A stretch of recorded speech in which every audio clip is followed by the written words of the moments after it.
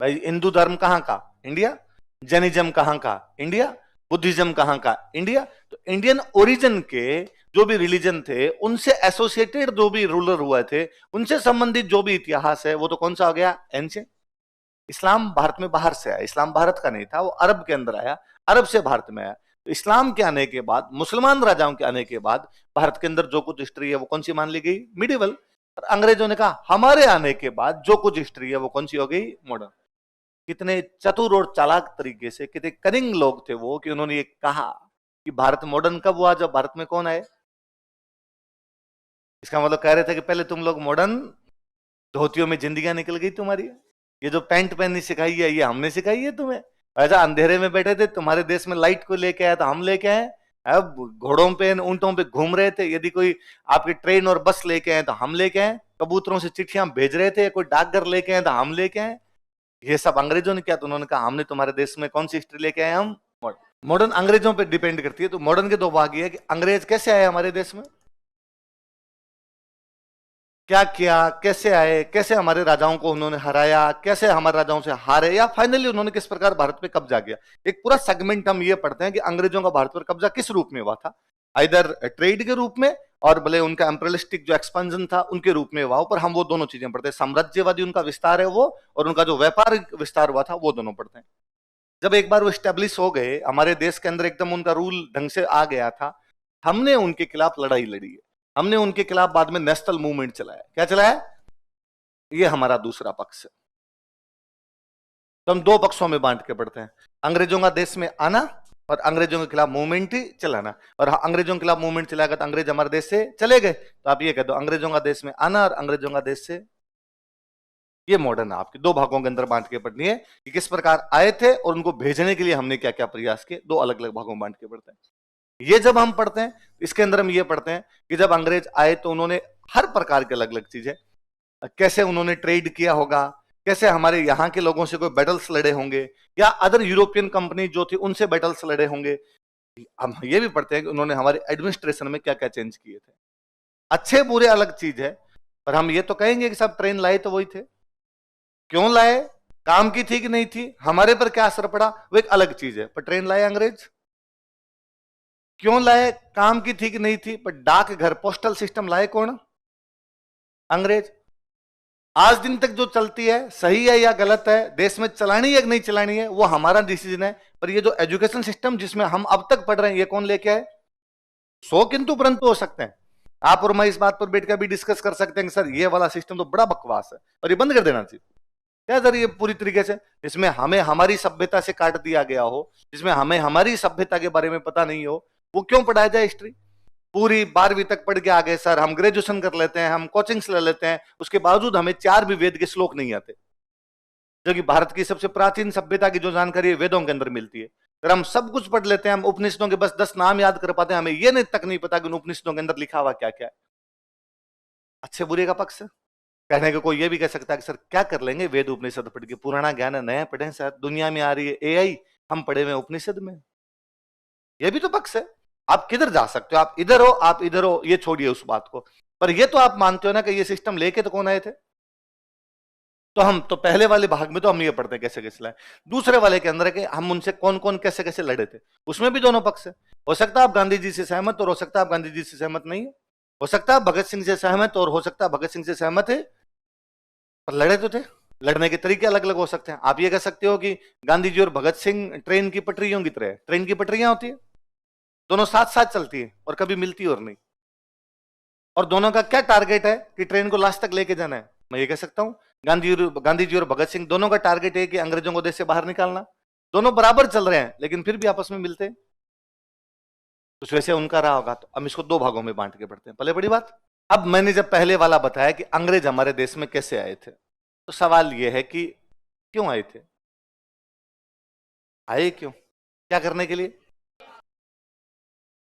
Trade करने के लिए, व्यापार करने के लिए ना, मोटा मोटा व्यापार करने के लिए। मसाले चाहिए थे, क्या चाहिए थे? मसाले। क्यों, क्यों चाहिए थे मसाले? हाँ,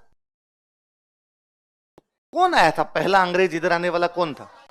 वास्को डी गामा अंग्रेज था? पुर्तगाली था। कौन था वो? तो पोर्तुगीज था वो तो चलो इससे एक बात ये तो पता चली कि पुर्तगाली पहले आ गए थे, अंग्रेज बाद में। तो हमें पुर्तगालियों के बारे में भी पढ़ना चाहिए, भले थोड़ा सा पढ़े। कब आया था वास्को डी गामा? 1498। जैसा आपने कहा उसके अनुसार यह है कि वास्को डी गामा भारत आया था 1498 में आया था, और मसालों के लिए आया था, और उनको अपने देश के लिए मसालों की आवश्यकता थी, यही बात है। 1497 में फीका फीका ही खा रहे थे क्या? 98 में आया वो भाई, 1498 में आया वास्को डी गामा। तो 97, 96, 95, 1398, 2098, 1190 उसमें बिना मसालों की खा रहे थे। हाँ?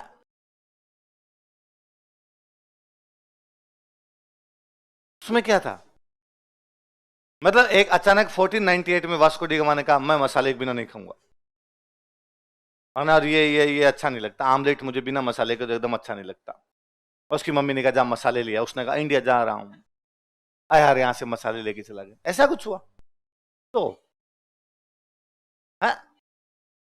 तो पहले क्यों नहीं आए वो? 98 में क्यों आए? उससे पहले आ जाते। और 1498 में क्यों? 1398 में आ जाते, 2098 में आ जाते। क्या ऐसा, सोचो इस बात को ना, थोड़ा सा रेशनल हो गए, सोचो क्या ऐसा हो सकता है क्या जिस देश के बारे में वो जानते ही ना हो, या मैं चेंज कर देता हूं, जिस देश में वो कभी आए ही ना हो, उस देश को ढूंढने के लिए निकल जाए? भाई ये हो सकता है कि आपके दादाजी आपको कहे क्या जयपुर में गलता जी का घाट है, जाना। आप पापा से पूछो गलता जी का घाट कहाँ है, पता ही नहीं।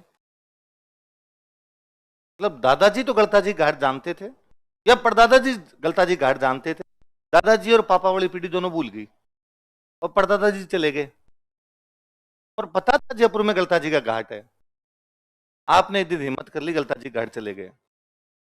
कुछ ये है, यूरोपियंस बहुत पहले बहुत पहले बहुत पहले भारत आया करते थे, सी रूट से आया करते थे, समुद्री मार्ग से आते, मसाले ही लेके जाते। हम उनके बहुत पहले से दोस्त हैं, कोई वास्को डी गामा नहीं, जो पता नहीं किस मूर्ख ने हिस्ट्री लिखी, जो थर्ड क्लास से पढ़ाना शुरू किया कि वास्को डी गामा ने भारत की खोज की। हम लाभ क्या, कोई गुमशुदा की तलाश थोड़ी थी तो वास्को डी गामा आ गया। हमारे इतिहास के बारे में उनको बहुत जानकारी थी, बहुत ज्यादा। एक राजा का नाम यदि कभी आप किसी ने सुना हो, सुना किसी ने नीरो का नाम? नीरो, ठीक सुनना, देखो बात है ना, ध्यान देना। किसी समय यूरोप में एक बहुत बड़ा एम्पायर हुआ जिसका नाम था रोमन एम्पायर। रोमन एम्पायर की राजधानी है रोम। पूरे यूरोप को एक जगह बैठ के कंट्रोल किया जाता है, उस जगह का नाम क्या है? इस रोम में एक राजा हुआ था, उसका नाम था नीरो। बड़ा क्रूर टाइप का आदमी था, जनता को दुख दिया करता था। कहते हैं अकाल पड़ा हुआ था पर वो मस्त रहा करता था। उसकी वाइफ दूध से नहाया करती थी, गुलाब की पत्तियों से नहाया करती थी, तो इजिप्ट से दूध और गुलाब की पत्तियां मंगवा लिया करता था कि मेरी पत्नी के नहाने के लिए आना चाहिए। बच्चे जब भूखे मर रहे थे तो उसकी पत्नी दूध से नहा रही थी। तो उसके बारे में लिखा किसी ने कि जब रोम जल रहा था तब नीरो बांसुरी बजा रहा था। तो मतलब लोग त्राहिमाम त्राहिमाम कर रहे हैं, लोग मर रहे हैं, उस समय नीरो को इस बात से कोई फर्क नहीं पड़ता, वो अपनी क्या बजा रहा है, बांसुरी की धुन में मस्त हो गया आदमी, उसको और किसी चीज के बारे में ध्यान भी नहीं। इसलिए दुनिया में जब कभी भी कोई भी ऐसा राजा हुआ जो बहुत क्रूर रहा हो, जनता दुखी रहती है और उस पर कोई फर्क नहीं पड़ता हो, तो हमने उसकी तुलना किससे कर दी? नीरो कहां का राजा था? रोम। कहां का राजा था? उसका एक ऑर्डर जारी किया हुआ है, कानून। आज भारत में कानून कौन बनाती है? पार्लियामेंट। राजा के टाइम में कानून कौन बनाता था? राजा। तो रोम का राजा कौन हुआ? नीरो। उसका एक कानून जारी है, वह लिखता है कि रोम के जहाज सोना भरकर भारत जाते हैं। क्या लिखता है बोलो? सोना भरकर भारत जाते तथा मसाले भरकर रोम वापस आते हैं। क्या लिखता है? इसका मतलब एक जहाज सोना भर के कहां पे गया? भारत। सोना उतारा और वापस क्या लेके गया? ट्रेड पॉलिसी पढ़ रहे हो ना? व्यापार घटा है ये तो, ट्रेड डेफिसिट है। सोने के बदले में मसाले दिया क्या हमने? गोल्ड। लिया क्या? तो उसने कहा भाई साहब ये ट्रेड घटा है, ऐसे थोड़ी होता है व्यापार कि दें तो ज्यादा और ले कम। कि भाई अपने को कोई एक चीज लेके आनी थी, ये लेके आना था इसके लिए, पढ़ाने के लिए, और अगले ने रुपए मांगे कि साहब इसके तो रुपए मैं लूंगा 10 लाख, और हमने कहा दे दे यार, चलो क्लास तो लेनी है, भले ही 10 लाख लग जाए। आपको सर ये घाटे की बात है, 10 लाख में तो लाख आ जाते सर, इतने महंगे तो नहीं आते सर। या आपको 10 लाख में तो 100 ला देता सर, मैं 10 लाख में तो 1000 ला देता, मैं आपको 10 लाख में तो 10,000 ला देता, इतना महंगा भी नहीं आता है। इसका मतलब मैंने चीज के रुपए क्या दे दिए, ज्यादा। तो नीरो कहता है रोम के जहाज सोना भरकर भारत जाते हैं और सोना उतार के वहां से मसाले लेकर आते हैं, इस व्यापार पर रोक लगा दी जाए, इस व्यापार पर। तो यदि नीरो का ये कानून है, इसका मतलब उनके जहाज आ रहे थे ना, उनका जहाज तो आ रहा है पांडिचेरी। पांडिचेरी बहुत पुराना पोर्ट है। रोमन एम्पायर वाले बोला करते थे अरिका मेडू से उनके जो जहाज है सोना भर के तो आते हैं और वापस क्या लेके जाते हैं, क्या लेके जाते हैं, मसाला। पूरा है कि सोना भरकर जहाज आते हैं, इसका मतलब जहाज वाला व्यापार हो रहा है। इसे 2-3 बातें पता चल रही है, मसाले पहले से जा रहे थे, जहाज वाले रूट से ही मसाले जा रहे थे, इसका मतलब रूट तो पता ही था, सी रूट है, और सी रूट की उनको क्या थी, जानकारी। यही तो है, क्लियर। ये भी रोमन एम्पायर कोई टाइम में बहुत महान रोमन एम्पायर रहा। आप देख लो रोमन एम्पायर का आज भी कितना इन्फ्लुएंस होगा यूरोप पे, उसका मैं एग्जांपल देता हूं। किसी रोम में एक राजा हुआ, उसका नाम था जूलियस सीजर। वो पैदा जब हुआ तो उसकी मम्मी का ऑपरेशन करके उसको बाहर निकाला गया था, सिजेरियन, सिजेरियन बच्चा था वो, जूलियस नाम था, सिजेरियन हुआ इसलिए नाम ही पड़ गया जूलियस सीजर। क्या नाम पड़ा, उसके नाम पर महीने का नाम है जुलाई। उसके बाद एक राजा, उसका नाम था अगस्त, इसलिए महीने का नाम क्या है, अगस्त। अगस्त तो हम हिंदी वालों से बोलना नहीं आता, अगस्त इसलिए बोलते हैं, नाम तो उसका अगस्त ही है, हम हिंदी वालों से बोला नहीं गया अगस्त, हमने कहा अगस्त, अगस्त है ना, अगस्त नहीं होगा, बच्चा है मुंह पलटे नहीं खा रहा जीभ हमारी, तो हमने अगस्त किया है, बाकी इसका नाम तो क्या है। ये तो असर है उन राजाओं का, रोम के राजा क्या रहे होंगे। अच्छा, यूरोप का धर्म कौन सा, ईसाई, क्रिश्चियन है, वो क्रिश्चियन है सारे के सारे। अब जब यूरोप की राजधानी रोम है, तो उनका जो धार्मिक गुरु होगा वो भी कहां पर बैठेगा, रोम। रोम की एक कॉलोनी है, उसका नाम है वेटिकन सिटी, रोम की कॉलोनी। जैसे जयपुर में मानसरोवर, उसमें बैठता उनका पोप। पूरे यूरोप के लोग यदि मिलने के लिए जाएंगे, साहब पोप के पास रोम जाओ, और रोम में पोप कहां बैठता है, वेटिकन सिटी। ये तो ठीक है साहब, यूरोप दादा है पूरी दुनिया का, आज भी चलती है उनकी, इसलिए उन्होंने कॉलोनी को देश घोषित कर रखा है कि वेटिकन सिटी देश है, मानसरोवर है। इतना ही मानसरोवर रहती वेटिकन सिटी है, अगलों की चलती है दुनिया में। तो उन्होंने कहा ना ना ना, सिटी नहीं है, कंट्री। वेटिकन सिटी को देश, जब देश का नाम ही वेटिकन सिटी है तो भी सिटी है, अगलों की चलती है, तो अगलों ने घोषित कर रखा है। अब कोई टाइम में उनकी लैंग्वेज भी थी रोमन। धीरे धीरे धीरे धीरे लोगों ने कहा ये अंग्रेजों ने, किसी ने कहा कि भाई हम तो यार इधर साइड में पड़े हैं तुमसे, और हम क्यों बोले तुम्हारी। किसी ने कहा हम तो यहां बैठे हैं क्यों बोले, किसी ने कहा हम यहां बैठे हैं क्यों बोले। तो सबने अपनी अपनी लैंग्वेज बना ली।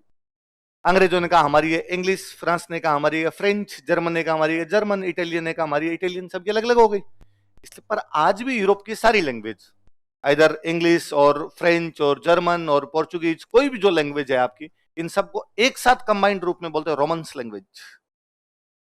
क्या बोलते हैं, वे लैंग्वेज जो रोमन एम्पायर के बाद में अलग अलग हो गई थी, उन सबको एक साथ क्या बोल दिया जाए। तो रोम का जलवा ये है ना। और उनका व्यापार अपने साथ होता था, ये भी क्लियर है। एक और मैं बंदे का नाम बताता हूं, यदि आपने किसी ने सुना हो। क्या नाम बताओ थे बंदे, प्लिनी। क्या नाम है, प्लिनी। इतिहासकार हुआ एक प्लिनी नाम करके। प्लिनी एक बहुत अच्छा इतिहासकार हुआ था।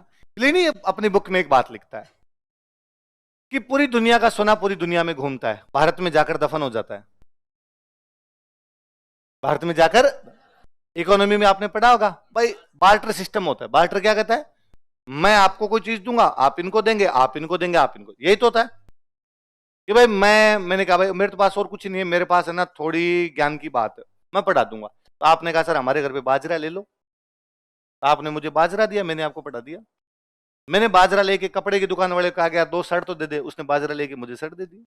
यही है बार्टर सिस्टम। और क्या कहता है, तो पूरी दुनिया इसी प्रकार चलती है, जिसके पास जो है वो दे दो और उसके पास जो है वो उसे ले लो। भारत वाले इस मामले में थोड़े चेंज थे, हम कहते जो है वो तो ले लो, पर हम केवल सोना लेंगे, हम केवल सोने के अलावा दूसरी कोई भी चीज स्वीकार करेंगे, और वो प्रेम हमारा आज दिन तक है। इसलिए सोने की रेट 1 लाख के बाहर निकल गई, निकल गई।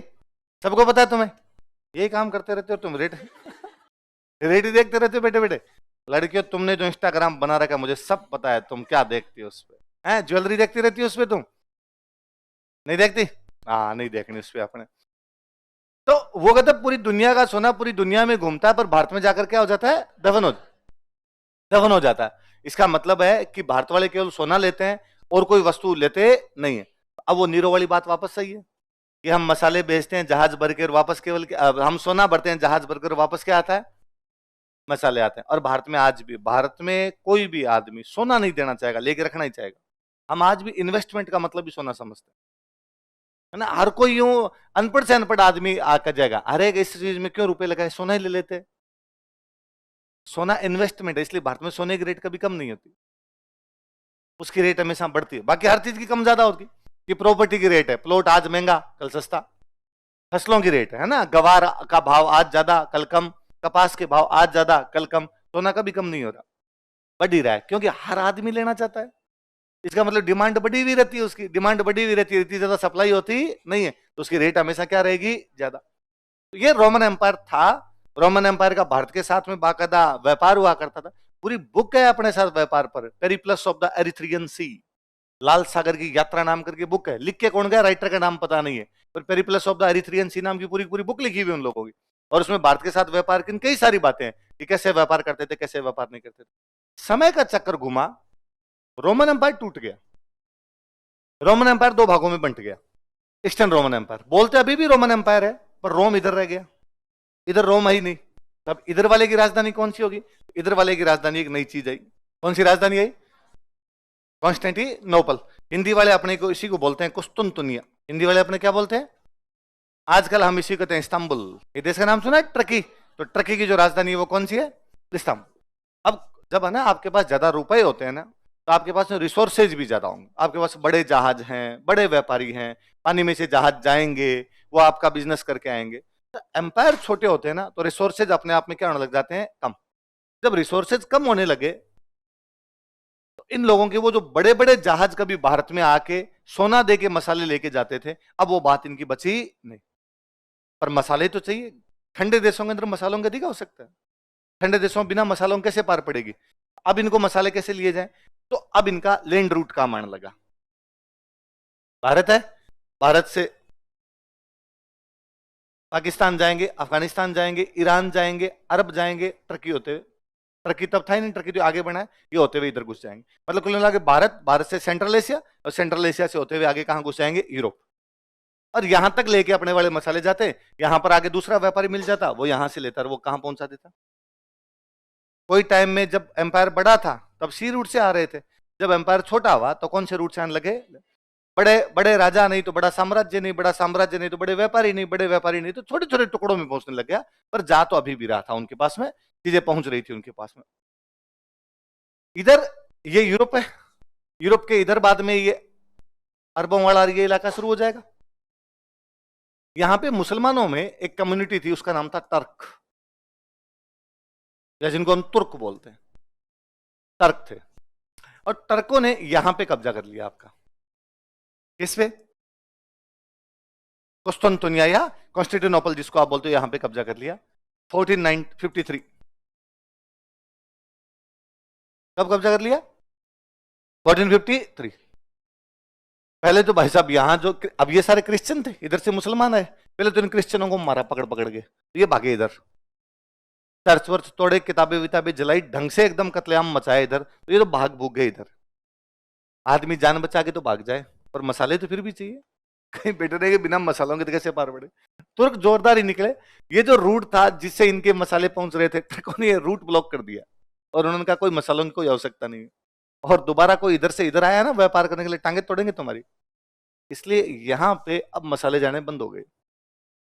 अब राजाओं को लगा कि वो पुराने वाला सी रूट पकड़े, सी रूट इतने दिन बंद कर दिया था ना भाई, अपने ये कह देंगे उधर वाले रास्ते से कोई नहीं निकलेगा, सारे के सारे इस रास्ते से जाओ। कल को इधर चार गुंडे आके बैठ जाएंगे, इधर जाओगे टांगे तोड़ेंगे, तो अपने कहेंगे वो खुलवाओ। यही तो होगा, और क्या होगा? वो रूट ढूंढा जाए। वो पहले अपने जैसे जाते थे, पहले कब, तो बहुत पहले जाते थे, तो रास्ता अब गायब हो गया, याद नहीं वो कौन सा रास्ता था, कौन सा रास्ता नहीं। इन दोनों ने घोषणा की कि भाई जो कोई भारत जाने का रास्ता ढूंढेगा हम इनाम देंगे, जो कोई भारत जाने का रास्ता ढूंढेगा उसको हम जहाज, भारत जाना चाहे भाई लंबी दूरी तय करनी पड़ेगी ना, यदि कोई लंबी दूरी तय करना चाहता है तो हम उसको जहाज देंगे, हम उसको हथियार दे देंगे, हम उसको पैसे दे देंगे, और जाओ, इनाम भी देंगे उसको। कोई नहीं आ रहा, इतना लंबा कौन जाए। एक होता है क्या, रेगुलर कोई जाता रहता ना तो पार पड़ जाती है, वो रेगुलर नहीं जाता है तो पार पड़ती नहीं। मैं सिंपल सा एग्जांपल देता हूं। स्प्रिंग बोर्ड है, आरएस की आईएएस की तैयारी करवाता है, आरएस के बैच भरे पड़े रहते हैं, आईएएस में तुम इतने से बच्चे हो। कारण, क्योंकि अपने लोगों को अभी तक लगता है आईएएस नहीं होगा, उन्हीं अपने लोगों को सबको लगता है आरएस तो कर ही लेंगे। ये लगने की बात है ना। आरएस में अभी तक भी लोगों को लगता है अरे आरएस वो फलान जी लगे थे, हम भी लग जाएंगे, उनके आसपास में कोई ना कोई लग गया। आईएएस उनके आसपास में लगा नहीं, बाकी सेम ही तैयारी है। क्या अंतर है आरएस और आईएएस में, क्या अंतर है पता है तुम्हें? तुम्हारी फीस थोड़ी ज्यादा है, वो इसीलिए ताकि तुम्हें लगे कि अलग पढ़ाएंगे कुछ, है ना, तुम्हें बावड़ा बनाया जा सके। क्या चेंज करेंगे? क्या मैं या कोई दूसरा मास्टर मॉडर्न इंडिया पढ़ाने के लिए आरएस के बैच में जाएगा तो वहां ये कहानी ऐसे नहीं बताएगा, वहां चेंज कर देगा कि ना पुर्तगाल नहीं है, डायरेक्ट डच डच करेंगे शुरू, तुम आरएस वाले हो, तुम्हें आईएएस जितना पढ़ाएंगे। ऐसा हो सकता है कि लक्षिता मैम ज्योग्राफी पढ़ाते समय हिमालय की ऊंचाई थोड़ी नीची कर दे आरएस वाले बैच। आईएएस में तो 8,848 लिखवा के आई थी, तुम 40 कर दो, 8 मीटर तो खा जाऊंगी मैं, फीस कम मिली है तुम्हारी।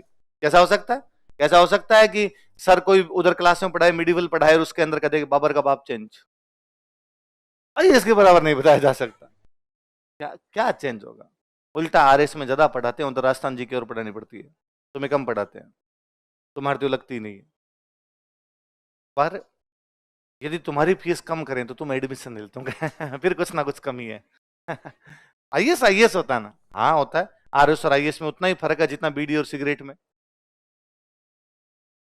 है ना। राजीव है ना तुम सर, मजा आया ना तुम्हें? है फर्क है भाई साहब बाकायदा, पर चीजें सेम ही रहती है।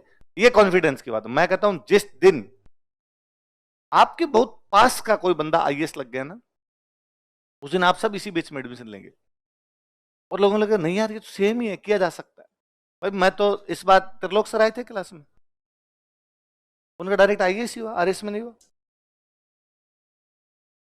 अभिषेक जी वो पिछली बार आरएस दिया था उसमें नहीं हुआ, इस बार आईएएस में हो गया। ऊपर सीढ़ियों में चढ़ते समय ऊपर कानाराम जी की फोटो लगी हुई है, कानाराम जी का आरएस में नहीं हुआ था, सीधा आईएएस में ही हो गया था। पर मैं से खूब सारे जानता हूं जिनका आईएएस में नहीं हुआ, आरएस में हो गया था। वास्तव में तो जब आप ये बोलते हो ना हम आईएएस की तैयारी करते हैं ना आरएस की तैयारी करते हैं, आप बोलते गलत हो। होना ये चाहिए कि हम सिविल सर्विस की तैयारी करते हैं। उसके दो है, एक ऑल इंडिया सर्विस है, एक राजस्थान सर्विस।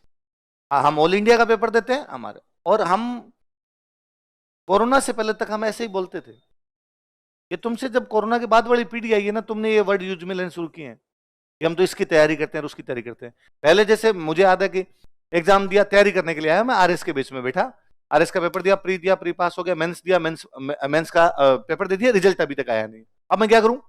मुझे याद है मैं जैसे मेरा मेंस हुआ था पहला, मैं दिलीप सर के पास गया, सर ये तो हो गया, मेंस तो हो गया, अब क्या करूं? सर ने कल आईएएस वाले बैच में जाना, इस बार आईएएस का फॉर्म भर दो, देना है। फॉर्म भरा, एग्जाम पास में आया, सर के पास वापस गए कि सर एग्जाम देना, सर ने कहा नहीं देना, ऑप्शनल तैयार हुआ तुम्हारे के नाम, अगली बार देना। सर फॉर्म भरा हो तो कोई बात नहीं, तो पढ़ा रहना, दे क्या है, अगली बार देना। अगली बार दिया वो पेपर। कोई ऐसा सोचता भी नहीं था यार ये पेपर और ये पेपर अलग अलग है।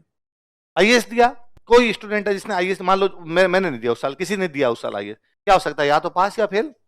पास हो गया तो वापस मेंस देता, मेंस देने के बाद वापस, अब क्या करूं, इतने में आरएस वाली वैकेंसी फिर आगे आई हुई रहती, वो देता। फेल हो गया, प्री में फेल हो गया तो वापस लगता। आरएस के आ रखी तो ठीक है, नहीं आ रखी तो वापस। पॉलिटी, इकोनॉमी, ज्योग्राफी, साइंस और हिस्ट्री, ये तो 5 सब्जेक्ट सेम ही है, पढ़ लूंगा, जो वैकेंसी आएगी वो दे लूंगा। इसमें इतना क्या सोचना है कि ये दूं वो दूं। अब स्टूडेंट एडमिशन लेता है आरएस में, फिर देता है पटवारी, देता है ग्राम सेवक, तुम एडमिशन लेते हो आईएएस में, थोड़े दिनों बाद तुम भी मुस्कुराते हुए कहते हो सर चेंज कर देंगे थोड़ा ट्रैक, एकदम बिना पूछे ट्रैक चेंज कर ही लेते हो, उसमें हमारा क्या पूछना होता है। ये का ये उनके है। स्पेन और पुर्तगाल 2 बड़े राज्य हैं, उन 2 राज्यों के जो राजा और रानी है उन्होंने अपने लोगों को कहा है कि जाओ और जाके इंडिया से मसाले लेके आओ, कोई सामने नहीं आ रहा है। एक दिन एक लड़का अपने घर में आमलेट खा रहा था, उसने अपनी मम्मी से शिकायत की कि मम्मी इतना फीका आमलेट क्यों लेके आई हो, ये क्या फीका फीका आमलेट है। और मम्मी ने रसोई से चिल्लाते हुए कहा कि इतना ज्यादा स्पाइसी आमलेट चाहिए ना तो भारत चला जा, और भारत से जाके और मसाले लेके आ जा तो डाल दूंगी। मैं कहां से लेके आऊं? उसको हिट की बात, उसने कहा यार मम्मी ने डायलॉग सुना दिए। वो गया क्वीन इसाबेला के पास। किसके पास? और क्वीन इसाबेला को जाकर, क्वीन इसाबेला मुझे वो जहाज दो, मुझे वो हथियार दो, मुझे वो रुपए दो, मुझे वो बंदे दो, और मैं इंडिया जाऊंगा। और इंडिया जाके क्या लेके आऊंगा? वो जहाज लेके निकला, पानी में चलता जा रहा है, चलता जा रहा है, चलता जा रहा है। ये यूरोप है। अब वो चल रहा है, चल रहा है, चल रहा है। अब उसको यूरोप से आना था इधर, पानी में रास्ता पता नहीं चला, वो चला गया इधर। चलता चलता चलता चलता चलता चलता अचानक एक जगह उसको कुछ लोग दिखाई दिए और उतरा। उसने कहा इंडिया पहुंच गया मैं। वहां के लोगों ने कहा मूर्ख, गलत आ गया, जाना था ईस्ट में, आ गया वेस्ट। जाना था ईस्ट में, आ गया। उसने कहा थक गया मैं, जहां आ गया वही ठीक है। आज के बाद तुम्हारा नाम है वेस्ट इंडिया। तुम्हारा नाम क्या है? कोलंबस अमेरिका की खोज कर गया। वो जानते नहीं थे अमेरिका नाम के कोई महाद्वीप है। मसालों के चक्कर में गलत चले गए। इसलिए अमेरिका की खोज हुई है, हमारी नहीं हुई।